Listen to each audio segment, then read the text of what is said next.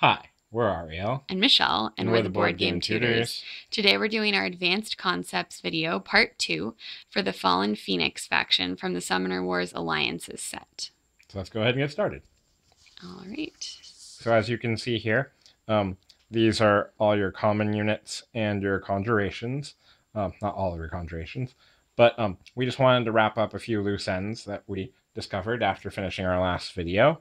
So we wanted to make sure that you knew Elien's Will, since it says any time during any player's attack phase, Hellfire Step, Burning Conjuration, and Magic Burn.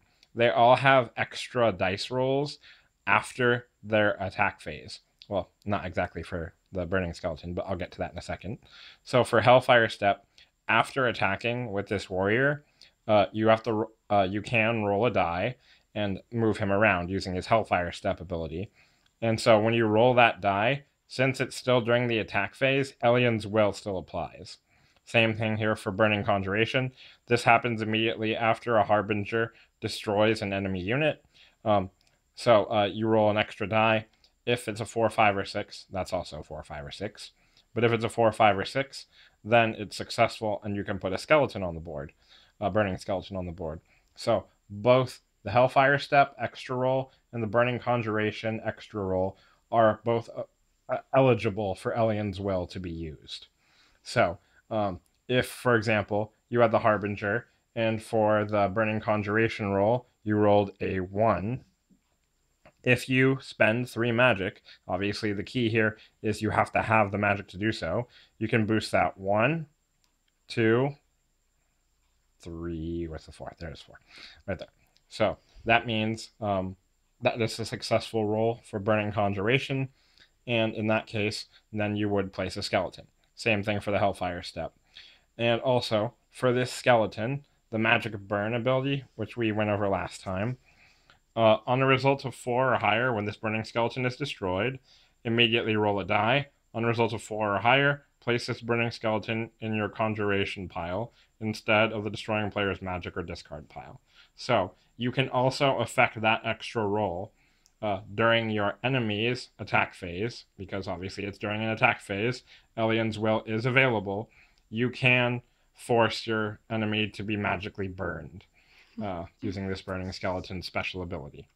So obviously during all those, that matters, and obviously the magic that you have on hand is what matters. So obviously if you don't have magic, you can't do that. And also, for example, when the cultist rolls to attack, you can artificially, using your magic, boost his numbers up to 6 if it is available. Obviously, like if it's a 1, you can't boost the 1 all the way up to a 6, but you can boost it up to a successful 4. But, for example, if you had a 3 or a 2, then you could boost it up to a 6. Well, you could add 3. So yeah. Start with a 3, add 3, you'd be at 6. Yeah. So obviously 2s wouldn't work, but 3s would work, boosting them all the way up to a 6. Right. Thanks, Michelle, for that. So Elien's Will is really versatile in what it can accomplish if you have the magic to do so. And in our experience, he tends to have the magic to do so. Because, as you can see, Elien can even use it on himself, because obviously if Elien's attacking, obviously he can influence his own die results as well. But yeah, so just keep that in mind when you're using Elien's Will. It applies during anyone's attack phase, and so obviously that would apply during your enemy's attack phase for the burning skeleton primarily. All right, so now that we got those loose ends tied up, please let us know if you have any questions on that. We're going to go over all the champions and all of Elien's event cards. Okay, so let's go ahead. So first we have Hellcar, champion of the Fallen Phoenix. She has a summon cost of 6, an attack value of 1, is a ranged fighter, and has 8 hit points, so more than you see on most champions. Her special ability is called Leader of the Cult. When attacking with a cultist you control that is adjacent to Hellcar, add 1 to its attack value during that attack. After moving Hellcar, you may place 1 wound marker on Hellcar to place a cultist you control adjacent to her. So these are 2 things that they might come in the opposite order of how they're listed here, because the movement phase comes before attack phase, and the movement part helps with attacking. So if you move Hellcar, then you have the option of putting a wound on her, and that's one reason why she has so many hits available, so that she can take wounds for a while. And then you can just get a cultist and put it next to her, and then that will enable the first part of her special ability to come into play, because if a cultist is beside her, it's going to roll an extra die. So here Ariel's demonstrating. You put the cultist beside Helcar, and you put a wound on her, which is what allowed you to put the cultist beside her. And so it can be anywhere adjacent to her, not diagonal as usual, because that isn't adjacent. Right. And like Michelle said, the cultist would no longer roll 1 die; it would roll 2 dice. Mm-hmm. So obviously, she can go out into the forefront, put wounds on herself, grab the cultists from around the board, surround herself with the cultists, and then have them rolling 2 dice altogether. Right, because she's the leader of the cult. Mm-hmm. And obviously, if you understand that reference, then you're probably old enough to know what that reference is. Anyway. Yes, she does make us sing leader of the pack. Right, so that was Helcar. All right. I'm grabbing too many cards. Then here's another champion. This is called the Hellfire Drake. Mm-hmm. He looks kind of funny. He has a summon cost of 9, so you can guess he's pretty powerful. An attack value of 3, is a melee fighter, and has 9 hit points, so even more than what we just saw with Helcar. His special ability is called Greater Hellfire. Instead of attacking with Hellfire Drake, you may place 1 wound marker on every unit that is adjacent to Hellfire Drake. So that's pretty simple. You can attack with him rolling 3 dice and attack 1 unit or 1 card, as is normally the case with any attack. Or you can use his special ability, don't do his normal attack, and then you can just place 1 wound automatically without rolling any dice on every unit that's adjacent to him. This would include your own units if your units were adjacent to him. So you want to think about whether this is a good option at any point. But it allows you to do damage without rolling dice, so that's obviously a beneficial thing. But it does only give 1 damage per unit that he is adjacent to. Yeah. So obviously, Elien's will applies to all of his champions as well as to all of his commons and conjurations. Right. So just keep that in mind. Mm-hmm. So obviously, he rolls 3 dice, and yeah, that's that. All right. All right. So now we're skipping out of the champions for a second here to read 1 rule card. Let's go ahead and read Precise, Michelle. Okay, so this says, some cards in this set grant the Precise ability. The Precise ability works as follows. Precise. When attacking with this unit, instead of rolling the dice, count the number of dice that would be rolled. Place that number of wound markers on the unit that is being attacked. So basically, whenever you have the chance to use Precise, it means you don't have to roll dice, you just automatically do the amount of damage that it would otherwise only be possible to do, depending on the result of the die roll. So Precise can be really helpful, and it doesn't apply to many of the units in this faction. But when it applies, it's pretty awesome because you don't have to take a chance. You can just automatically do some damage. Mm-hmm. All right, so let me grab that card, and let's read about the champion that does Precise. Okay, so this is Karthos. He's the 3rd and final champion that we have to talk about here. He has a summon cost of 5, an attack value of 2, is a melee fighter, and has 5 hit points, so quite a bit less than the other 2 champions. His special ability is called Wrathful Dead. Instead of attacking with Karthos, you may choose 1 common Fallen Kingdom unit from an opponent's discard pile. Pay the chosen unit's summon cost and place it adjacent to Karthos. The chosen unit has the Precise ability until the end of this turn. So as you can see, we talked about the Precise rule card right now because it specifically says Precise in this special ability description. So this is a very thematic card, and obviously it's pretty dark, which makes sense for the Fallen Phoenix. But Karthos is able to raise people from the dead. So he can only do this with commons. It says choose 1 common Fallen Kingdom unit from an opponent's discard pile. So he's basically getting them back out of the discard pile and not from their magic pile. It has to already be all the way into their discard pile. And the wording on this card can be a little confusing. We were confused at first. It says a common Fallen Kingdom unit. So one thing you need to know about this deck, they are called the Fallen Phoenix, which means this deck is a synthesis of 2 pre-existing armies. The Fallen Kingdom, which is 1 army type, and 1 army faction, and then the other one are the Phoenix Elves. So, as you can see, Fallen Phoenix is a synthesis of the two.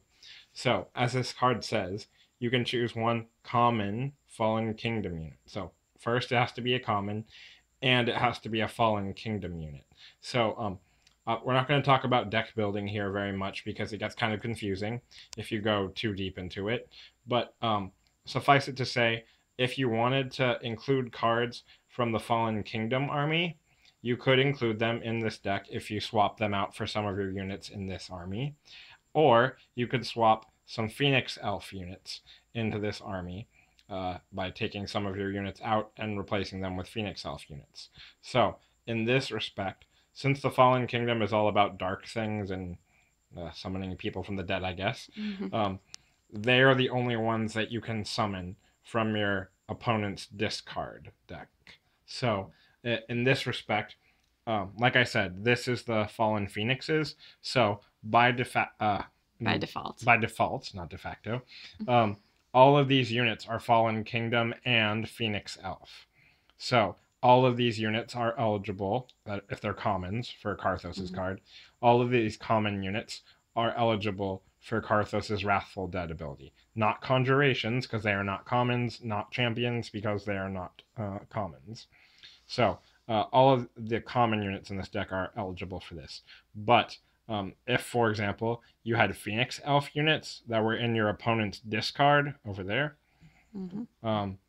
if you had Phoenix Elf units in the opponent's discard pile, you could not summon them back to life using the Wrathful Dead ability of Karthos. Right. So just keep that in mind if you're going to do deck building in the future. This does not work on Phoenix Elves, solely Phoenix Elves. Right, yeah. So for our purposes, it really doesn't matter that it says one common Fallen Kingdom unit. That would apply to any of the cards in this basic deck. That are commons, and that meet all the other criteria. And so, obviously, you have to give up his attack on a turn that you use Wrathful Dead. Right. But that Fallen Kingdom unit or Fallen Phoenix unit that you use has Precise for the remainder of that turn. Right. So, yeah, that is that. Okay. So then we have the event cards for the Fallen Phoenix. This is the first one, called Forced Conversion. Destroy a cultist you control. Take control of an enemy common unit that was adjacent to that cultist until the end of this turn. That unit has the Precise ability until the end of this turn. So there's that term, Precise ability again, so now we know what that means. So this specifically applies to cultists. Obviously, it says destroy cultist you control. And for this to be helpful for you, the cultist needs to already be adjacent to an enemy common unit, because you're going to sacrifice the cultist, who presumably was willing to do so since he's a cultist, and you're going to sacrifice him, and then you're going to be able to take control of a unit that was beside him, only for this turn. And obviously, they need to be next to each other during your event phase. This is not after your movement. So you already have to have your cultist strategically placed during your event phase, because there is no movement at this point. Right. Yeah. Good point. So you would be able to get rid of your cultist. So do you want to show that here? This cultist would go He would be destroyed, and he would go to your magic pile. Right. Destroy always means they go to your magic. And then you would temporarily, for this turn only, turn this unit around. It is now under your control until your turn ends. Right. And it has the Precise ability, so you're going to be able to use it to do damage directly without having to roll dice. So this guy, this Harbinger, if he was on the other side and you took him over, he would automatically do 2 damage when he attacked someone. You wouldn't have to roll the dice to see whether it was successful. So, yeah, that is Forced Conversion. Pretty messed up card in general. Yeah, and that's the theme with the Fallen Phoenix. So, yeah, we don't like the theme a whole lot. Yeah, we don't enjoy playing with them because of the strangeness of their mechanics. It's very thematic, though, and if you enjoy that theme, then yes, it's a very thematic deck overall. So another event card that Immortal Elien has is called Purge. Choose a wounded common unit that you control. Place 1 wound marker on every card that is adjacent to the chosen unit, then destroy the chosen unit. So basically, once one of your common units is wounded, then you can use it to basically do damage to some enemy units and then destroy your unit that did this for you. So, for example, let's go over here. Mm-hmm. This cultist has 1 wound on him. So, obviously, the ideal time to do this is if the cultist had, for example, 2 wounds on him, because he's going to die soon anyway. And if you basically, on 1 turn, would push him forward with his wounds, and basically surround him with adjacent enemies, so such that you could play Purge on your next turn. Obviously, he still has to be alive, but on your next turn, then you would play Purge during your event phase. Like I said, this does not include movement, so he has to be where you want him to be already. If he's not adjacent to any enemy units, that's pretty useless for this card to be used at that particular time. Right. So at this point, obviously this isn't turned around as an enemy unit would be, but then he would play the Purge card during his event phase, place a wound on enemy units, and then he would destroy himself. Yeah, so he would go to your own magic, because that's what usually happens when you destroy a card. Right. So yeah, that is Purge for you. Then we have From the Ashes. This event is not played during your event phase. Instead, play it when one of your Phoenix Elf units destroys an adjacent enemy unit with an attack. Take a Fallen Kingdom common unit from your discard pile and place it in the space the destroyed unit occupied. So again, we see the terminology Phoenix Elf unit and Fallen Kingdom common unit. For the purposes of this deck, you can just take that to mean Fallen Phoenix in both cases. So, in this particular example, whenever any of your units, yeah, it's just any of your units, right, destroys an enemy unit, you can, for free essentially, take, let's say this warrior was in your discard pile over here. When you kill that enemy unit, you would take that enemy unit, you would put it into your magic pile, and without any die rolls, without any uncertainty whatsoever, you would just play From the Ashes during your attack phase, and then you would move this warrior out there and take the space of the destroyed unit. So now you basically got a unit for free without paying any magic for it. And so, for example, one example where this might be a little confusing, what can I do? Let's say, for example, you had a Harbinger, and you used his Burning Conjuration rule, special ability, I mean, and you attacked another unit. You destroyed that unit. You rolled your dice. It wasn't a successful 4, 5, or 6. Excuse me. And so, as a consolation prize, I guess you would say, you could play your From the Ashes card, and you didn't have any magic, obviously, to use Elien's Will.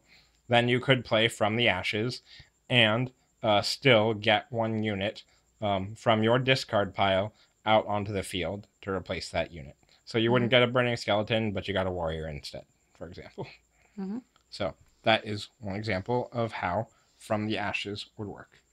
And yeah, it's a pretty useful card overall, because you can get another unit onto the board that you put into your discard purposefully, so that way, it's a discard, right? Yeah, from your discard pile. Yeah, you put that unit into your magic pile, you use it to summon another unit, and then now you can take that guy out of your discard pile, bring him back to life, I guess. Right, and from the ashes. From the ashes, and now he's back on the board, and you didn't have to pay much for him at all.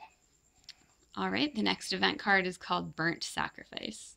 You may destroy a common unit you control. If you do, you may search your discard pile for an Immortal Elien event card.